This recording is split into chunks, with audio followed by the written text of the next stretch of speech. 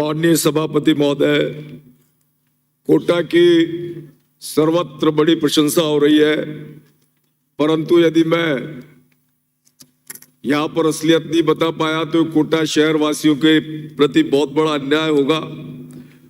और मंत्री महोदय चले गए, ये सत्य है कि मंत्री महोदय ने दो बड़े काम कोटा शहर में किए हैं। एक फ्लाईओवर और अंडर पासेस बनाए हैं, जिसमें सिग्नल फ्री बनाकर उन्होंने ट्रैफिक मुक्त करने का प्रयास किया है, और एक कोटा का रिवर फ्रंट, कुछ बड़े चौराहे भी बनाए हैं। परंतु मैं बताना चाहता हूं, आज सदन में मंत्री महोदय चले गए, कि इस विकास के बदले कोटा शहर वासियों को जो दंश भोगना पड़ा है, लगभग 444 सड़क हादसे 2022 में हुए, जिसमें 111 लोगों की मौत हुई। 2021 में 365 सड़क दुर्घटनाएं हुई, जिसमें 75 लोगों का अकारण काल के ग्रास में गए। कल भी बेचारा एक बच्चा, छोटी उम्र का बच्चा, 18-19 साल का बच्चा, वो गलत डिजाइनिंग किए गए उस फ्लाईओवर पर चढ़ा और टकराया और नीचे गिर गया। कल ही वो जो है दुर्घटना में उसके मृत हो गया। तो इस तरीके से, जिस तरीके से गलत डिजाइनिंग के बाद फ्लाईओवर और अंडरपास बनाए हैं, तो निश्चित रूप से, और जिस तरीके से जो राहें सुगम थी, उन राहों को आपने दुर्गम कर दिया। मेरा कहना है कि आप जिस तरीके से आपके आदेशों को आपके न्यास वाले नहीं मान रहे, प्रिंसिपल सेक्रेटरी साहब का जो आदेश आया, जिसमें राज्य सरकार द्वारा कोविड व अन्य आपदाओं के कारण प्लाट आवंटी राशि जमा नहीं करा पाए, उनको राज्य सरकार द्वारा ब्याज और पेनल्टी में छूट दी गई, ताकि लोग इस प्राकृतिक आपदा के बाद मूलधन जमा कराकर प्लाटों का आवंटन बनाने की बात की थी। मेरा उनसे निवेदन है कि वो इस घोषणा को पूरा करें और कोटा शहर वासियों को आज बताएं कि कोटा डेवलपमेंट अथॉरिटी के क्या प्रगति की है, क्या कार्य आप प्रारंभ करा रहे हैं। आपने जो चौराहे बड़े कर दिए, आपने पूरी विजिबिलिटी खत्म कर दी, लोग बाग सामने से आते हैं, जाम और ज्यादा बढ़ गया, जबकि जितने भी महानगर हैं उनमें चौराहों को छोटा किया गया। लेकिन हमारे कोटा शहर में इतने बड़े विशाल आकार के जो आपने चौराहे कर दिए, निश्चित रूप से बहुत दुखद है। आपके द्वारा जो सीवरेज लाइन का यूआईटी के द्वारा काम चला, उससे पूरा शहर 4 वर्ष तक खुदा पड़ा रहा, लोगों के पीठ की चूल चढ़ती रही, लोग बाग दुर्घटनाग्रस्त होकर एडमिट होते रहे, कई लोग इस दुर्घटना में वृद्ध मर गए।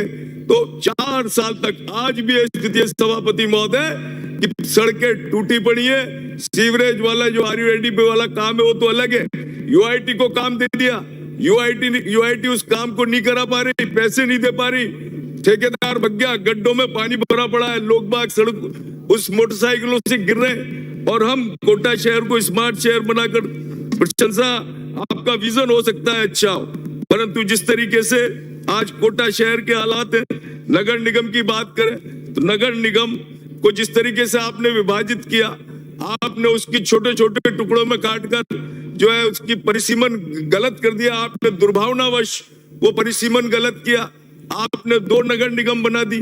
अब आप एक नगर निगम के लिए 40 करोड़ रुपए का वहां कार्यालय बना रहे हो। वो कार्यालय, अरे भाई, जब भी हमारी सरकार आएगी और आपका एक गलत निर्णय वापस होगा, तो ये जनता जनार्दन का 40 करोड़ रुपया पानी में बहेगा। इस तरीके से जनता के धन की बर्बादी क्यों करना चाहते? सफाई व्यवस्था को लेकर हम देखें क्या स्थिति, आपने 60 करोड़ रुपया मेरी विधानसभा में सफाई के लिए रखा है, गलियां सड़ रही है, नाले सड़े पड़े हैं, पानी नालों में से गंदे पानी निकल रहे हैं, लोग बाग परेशान है। क्या हाल कोटा शहर का आपने कर दिया। वास्तव में देखें तो जो आपकी जो ये सफाई व्यवस्था है, इसको लेकर आपको देखने की आवश्यकता थी, आपने सफाई कर्मी नहीं लगा रखे। मेरी विधानसभा में 500 पार्क है जो उजड़े पड़े, क्योंकि आप कोई माली, कोई कर्मी नहीं लगा पाए। हमने पिछले कार्यकाल में एक पार्क को एक माली लगाकर सहेजा था, परंतु कोई परवाह नहीं, लोगों की आम मूलभूत समस्या को लेकर आपने बिल्कुल आंख बंद कर रखी। आपका सिर्फ एक और एक प्रयास है कि आप कैसे जल्दी से जल्दी रिवर फ्रंट को पूरा कर दें, उस पर उसे मीनारों से सजा दें। परंतु जिस तरीके से आज कोटा शहर लगातार कचरे से सड़ रहा है और स्मार्ट शहर की रैंकिंग में लगातार कभी 33वां नंबर, कभी 40वां नंबर कोटा शहर का आ रहा है और पैसा करोड़ों रुपया खर्च हो रहा है। जिस तरीके से आज कोटा शहर की स्थिति, लाइटों की स्थिति देखे, 40,000 कोटा शहर में अभी लगी, जिसमें से अधिकांश लाइटें बंद हैं। ऐसे वहां के हर पार्क, हर मोहल्ले में जो स्ट्रीट लाइट लगी हुई है वो सारे बंद है। फिर आपने जो है निगम की जो गौशाला है वहां ये स्थिति है कि उनको क्षमता से अधिक ठूस के भर रखा है, वो उनको बेचारे को आहार नहीं मिल पाता, वहां पर कोई उनका इलाज नहीं हो पाता। गलियों में लोग बाग घूमते हैं तो जो स्ट्रीट डॉग्स है वो उनके पटके कर लेते हैं। कई बच्चों की, छोटों की जान पर आ गई। उन बच्चों का ये हाल रहा कि कोई उनको देख ले तो उसको संवेदनता से वो मतलब क्रंदन कर जाए। ऐसी स्थिति में स्ट्रीट डॉग्स का कोई ना कोई तो व्यवस्था अपन को करनी चाहिए। इन सारी चीजों को देखने की आवश्यकता है। ठीक है, हम प्रशंसा हमारी होगी, लेकिन परंतु इन छोटी छोटी चीजों को लेकर जिनसे वास्तव में जनता जनार्दन को जूझना पड़ता है, लोग रोज परेशान होते हैं। निगम के पार्क बदहाल पड़े, सफाई कर्मियों की कमी है, स्टाफ में आपने पूरा कोटा उत्तर, कोटा दक्षिण हर चीज को असंतुलित कर रखा है। कोटा दक्षिण में आपने अधिकारी लगा नहीं रखे, ना जो है स्थायी रूप से वहां आयुक्त प्रदान कर रखा है। अभी अस्थायी रूप से आयुक्त वहां पर है, महापौर के पास कोई शक्तियां नहीं है, वार्ड पार्षदों के पास समितियां आपने दे दी, लेकिन उन्हें शक्तिहीन बना रखा है। उनको बेचारों को 4-4, 5-5 हजार रुपए मानदेय मिलता है, जो उनके कोई मतलब ही नहीं होता। तो इसलिए उनके मानदेय भी बढ़ाने की आवश्यकता है।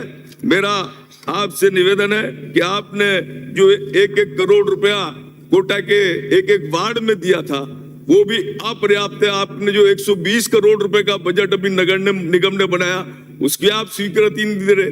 उसकी स्वीकृति मिल जाए तो कहीं ना कहीं हमारे शहर की सड़कें ठीक हो, मोहल्ले की सड़कें ठीक हो, लोगों का अपने घर से निकलना जो है आसान हो जाए। लोग अपनी सड़कों पे से निकलकर जब आपके रिवर फ्रंट तक देख जाएंगे तभी तो वहां तक जा पाएंगे, अन्यथा वो सड़कों पर ही अपने घुटने छिला लेते हैं, अपने पैर तोड़ा लेते हैं, एक्सीडेंट में घायल हो जाते हैं। तो मेरा माननीय सभापति महोदय निवेदन है आपके माध्यम से मंत्री जी से कि जिस तरीके से मंत्री जी ने छोटी छोटी घोषणाएं करके कोटा शहर के वार्डों का दुर्हाल कर रखा है, कृपया उन वार्डों में अंदर के रहने वाले लोगों की मूलभूत समस्याओं को, उनकी समस्याओं का निराकरण करें, उनको सुविधाएं प्रदान करें। बहुत बहुत धन्यवाद।